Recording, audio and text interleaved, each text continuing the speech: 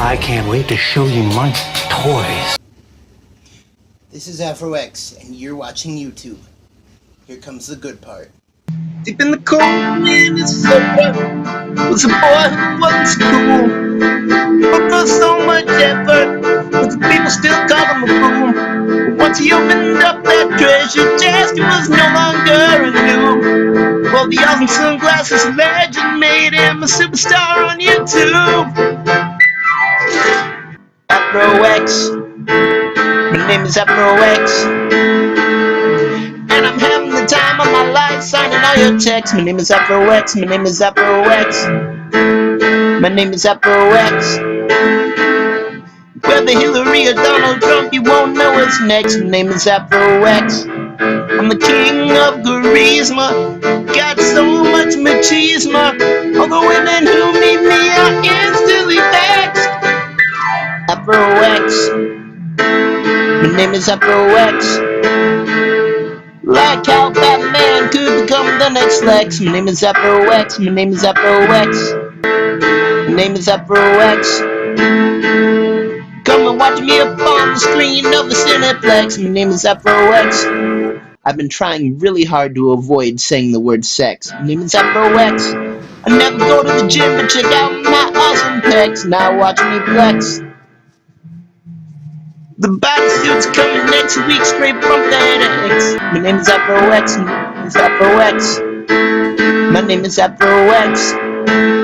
My name is Afro X. No, I just want the checks. My name is Afro X. No, I don't need a hex. You should forget your ex and just watch Afro X. My name is Afro X. My name is Afro X. My name is Afro X.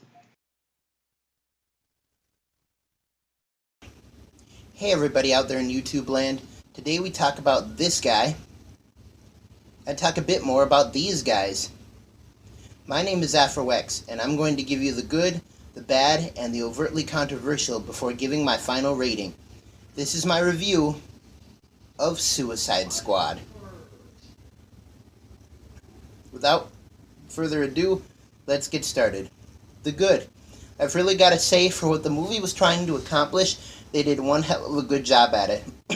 It's tough doing a full team movie with no lead-up films, Marvel, and they did spectacular at introducing the characters and telling their origin stories and showcasing their skills.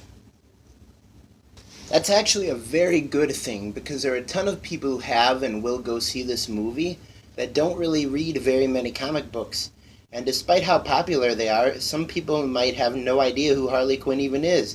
So it's great that they decided to do a quick flesh out of the characters instead of leave us all wondering with no real emotional connection. Sorry for the interruption. Please continue. They then proceeded to throw them into a real-life situation. I love the small, almost romantic, but still very friendly relationship between Deadshot and Harley Quinn. Almost an aside, a quick wink to the audience. Then there comes the king. The Joker. The clown prince of crime makes his appearance in this film very briefly, yet very memorably, going very different from the Jokers of old, as more embracing the Joker's business side instead of his insanity side, which we get to see more often. This was a smart Joker, not to say the others weren't smart, but this was the mob boss, get things done, we're gonna hurt you, the brain of the Joker personality, if you will. Not someone you'd want to mess around with. Almost reminded me of the Joker from Batman Beyond, Return of the Joker in Joker's Gang. More of a gangster type and less of a standalone, laughing by himself Joker. The Joker also shows very human qualities such as having a real true love for Harley Quinn, which reading the comics and watching the animated series you'd assume that Dr. Quinzel was being manipulated by the Joker, but such seems not to be the case. It's his anti his character, but it's still nice at the same time. Alright, enough of that. The bad. Here's where we shift over to the more critical side of my review. In highlighting the bad parts, or the parts that I found unpleasant, I must say that you may have loved these parts, and they are merely just my opinion. I must say that this part will have a few spoilers, so for fair warning, spoiler alert. Alright, now that all the small children have cleared out, let's begin. First of all, remembering from the beginning of the movie, the first thing that I found wrong was their lack of control over the Enchantress. I mean, once she became the Enchantress, Rick Flag was just a soldier.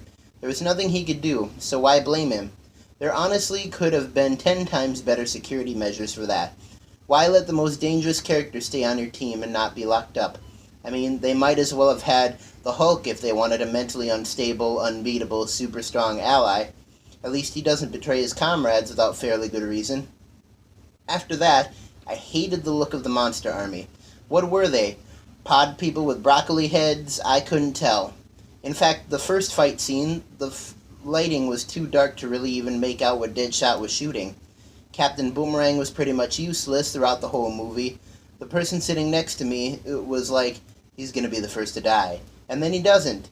What frustrated me more is that he had such a thick Australian accent that you couldn't understand half of what he was saying. And his friend, his superpower, was the man who can climb anything. What the hell kind of superpower is that?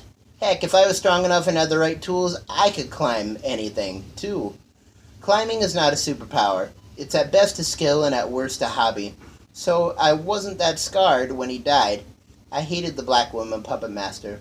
I honestly hoped she was going to die. She seemed more like the bad guy than even the Enchantress did.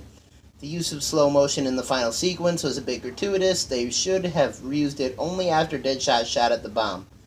Now for potholes. I mean plot holes. Plot holes that I spotted. Better origin story for Katana. I was left wondering what this super cool character was really all about, and they left out her blade having the skulls smoke off of it, which was probably the coolest part of the trailer. Next, better origin for the Enchantress, with her and her brother, who is left unnamed because he's plot holed so bad in El Diablo. These are like the gods of the DC universe, and there was no context to it at all. All we are told is that they came from ancient dolls. Now for the controversial side. There have been a couple of controversies surrounding Suicide Squad as a whole, most notably the Rotten Tomatoes controversy. Many people are outraged at the review collecting site's review of the movie. Before release set at 33%, and after release dropped down another 7% to 26%, becoming likely one of the lowest rated movies on the site. A certain group of activists have rallied themselves to create a petition to get the site taken down. The frustration is understandable, seeing as Rotten Tomatoes is one of the best sites to judge the quality of a film before deciding whether or not to attend. The Jared Leto controversy. Perhaps slightly more childish than the last controversy, many people feel that Jared Leto's Joker did not get enough screen time and are now threatening to sue the studio. In my humble opinion, this is where I went from, hey, you've got a good point, to, okay people, now you're just being stupid. A few things before the final rating. My favorite cameo was Batman, of course. Favorite character was Deadshot. My favorite line, desire leads to surrender, surrender leads to power. The Joker. Final rating, 10 out of 10 Afros. Final remarks, the reason why I chose to give Suicide Squad 10 out of 10 Afros is that its good parts outweighed the bad. For what it was trying to do, it did well, and it's got to be very hard to do a team movie with absolutely no exposition. Well, that's all for today. I hope you liked this. If you did, hit the like button down below. If you want to further discuss this great movie, you can do so in the comment section down below also. And if you want to see more videos like this, and are not as crazy as this guy,